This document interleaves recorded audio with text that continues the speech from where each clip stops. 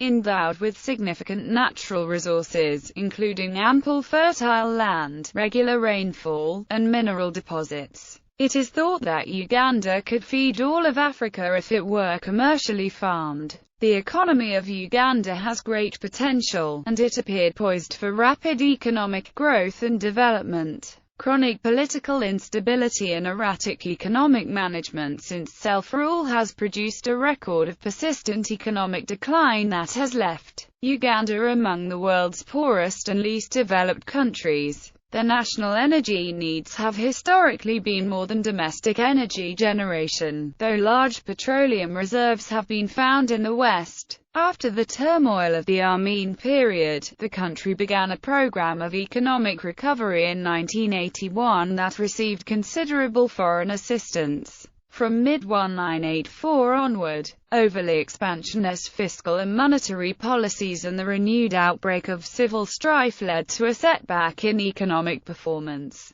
international trade and finance. Since assuming power in early 1986, Museveni's government has taken important steps toward economic rehabilitation. The country's infrastructure, notably its transport and communications systems which were destroyed by war and neglect, is being rebuilt. Recognizing the need for increased external support, Uganda negotiated a policy framework paper with the IMF and the World Bank in 1987. Uganda subsequently began implementing economic policies designed to restore price stability and sustainable balance of payments, improve capacity utilization, rehabilitate infrastructure, restore producer incentives through proper price policies, and improve resource mobilization and allocation in the public sector. These policies produced positive results. Inflation, which ran at 240% in 1987 and 42% in June 1992, was 5.4% for fiscal year 1995-96 and 7.3% in 2003. Investment as a percentage of GDP was estimated at 20.9% in 2002 compared to 13.7% in 1999. Private sector investment, largely financed by private transfers from abroad, was 14.9% of GDP in 2002. Gross national savings as a percentage of GDP was estimated at 5.5% in 2002. The Ugandan government has also worked with donor countries to reschedule or cancel substantial portions of the country's external debts. Uganda is a member of the World Trade Organization. Currency. Uganda began issuing its own currency in 1966 through the Bank of Uganda. Prior to the failure of the East African Currency Board, Uganda used other countries' currency.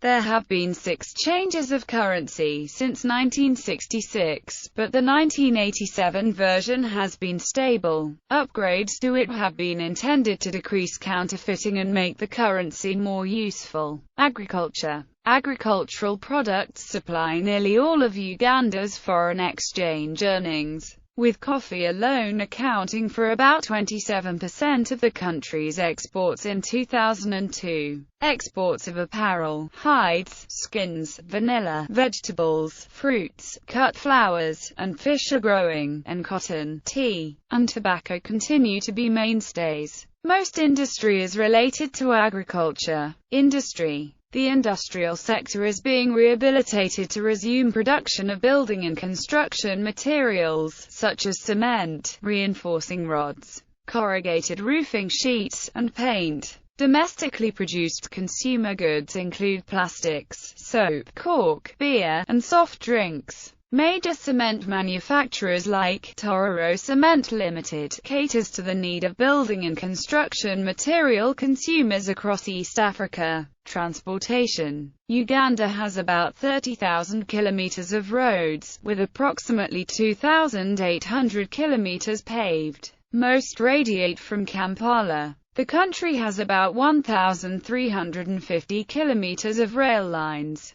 A railroad originating at Mombasa on the Indian Ocean connects with Tororo, where it branches westward to Jinja, Kampala, and Kasese and northward to Mbale, Soroti, Lira, Gulu, and Pakwach. The only railway line still operating, however, is the one to Kampala. Uganda's important link to the port of Mombasa is now mainly by road, which serves its transport needs and also those of neighboring Rwanda, Burundi, parts of the Democratic Republic of the Congo, and South Sudan. An international airport is at Entebbe on the shore of Lake Victoria, about 32 kilometers south of Kampala. Communications. The Uganda Communications Commission regulates communications, primarily delivered through an enabled private sector, mining and petroleum. Uganda's predominant mineral occurrences are gold, tungsten, tin, beryl, and tantalite in the south, tungsten, clay, and granite between latitude 0 and 2 degrees north, and gold, mica, copper, limestone, and iron in the north. In late 2012, the government of Uganda was taken to court over value-added tax that it placed on goods and services purchased by Tullow Oil, a foreign oil company operating in the country. The court case will be heard at an international court based in the United States and could have serious ramifications for Uganda if lost. Uganda's membership at the World Bank depends on its maintenance of multilateral investments treaties and associated guarantees.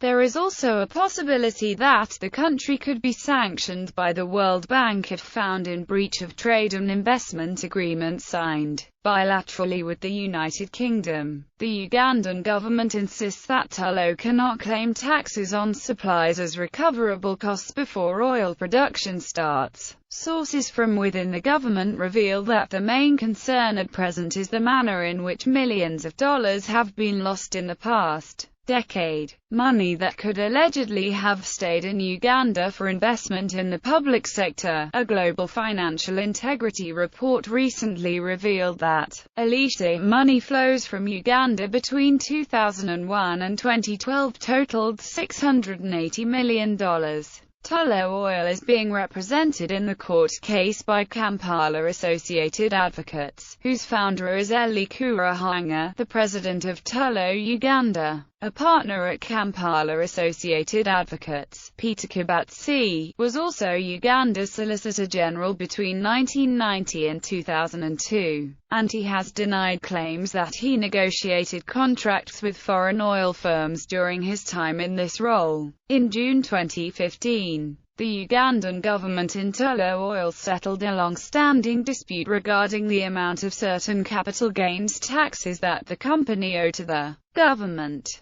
The government claimed that the company owed $435 million. The claim, however, was settled for $250 million. The Tullow Oil refinery that cost $1.5 billion has been put on hold due to governmental complications.